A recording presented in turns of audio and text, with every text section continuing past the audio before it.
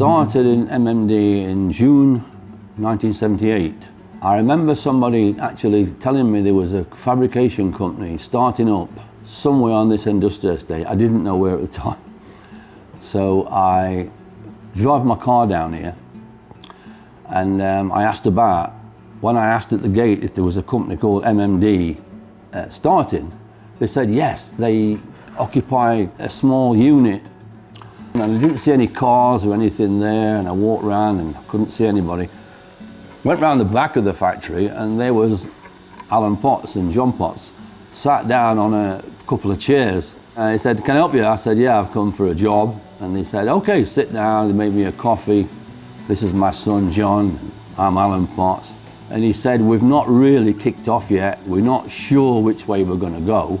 But if you know anybody else that's looking for a job, I do need some staff." And we started in this small little factory. We were probably there about a year. Nothing was really manufactured, only small items for coalboard. And then it wasn't really long after that. We came into work in the morning and he said, "I'm looking at buying a factory." So we actually all walked down here to this site. And I can remember looking through the gates and it looked huge. This place looked huge.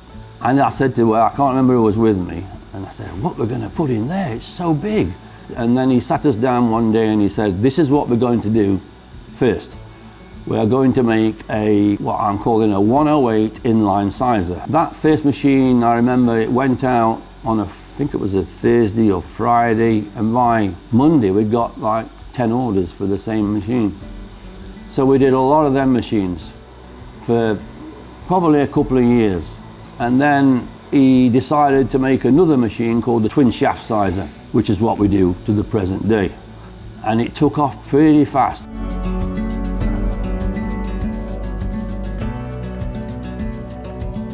When I first met Alan, he was a very, very pleasant guy.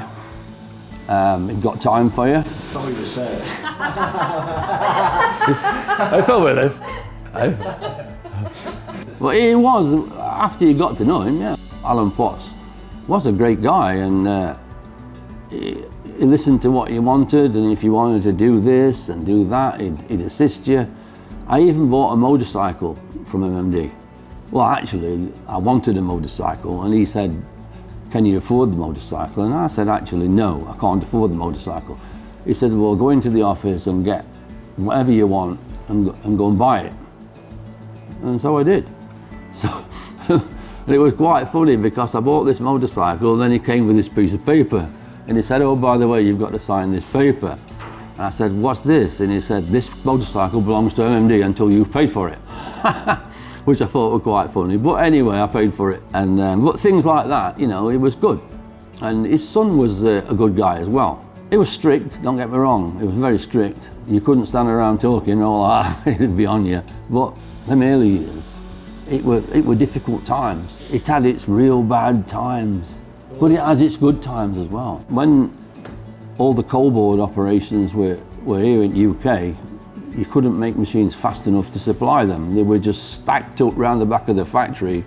But there was a time when coalboard ended up closing down and all the pits closed. So basically, he actually come and said to us one day, you know, we need to be on top of this mining situation. So he decided to go to Europe and expand to Europe and trying to sell machines into European countries, which he did, which we did.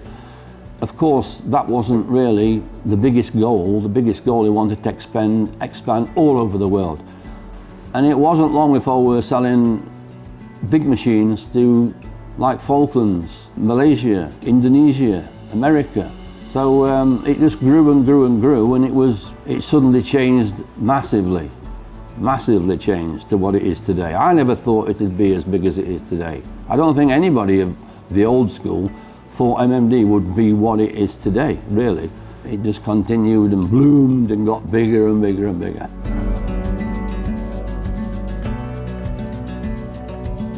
The quality was always pretty good right from the start, and I stopped in shop.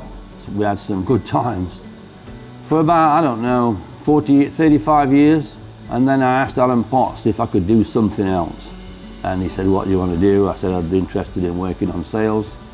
And I went to in our Thailand office. I spent about 4 years there, and then I came back to UK, still doing the same job, working for Southeast Asia office, but based in UK. Working in shop it's great because you're with lads, it's always fun, and there was always a good team.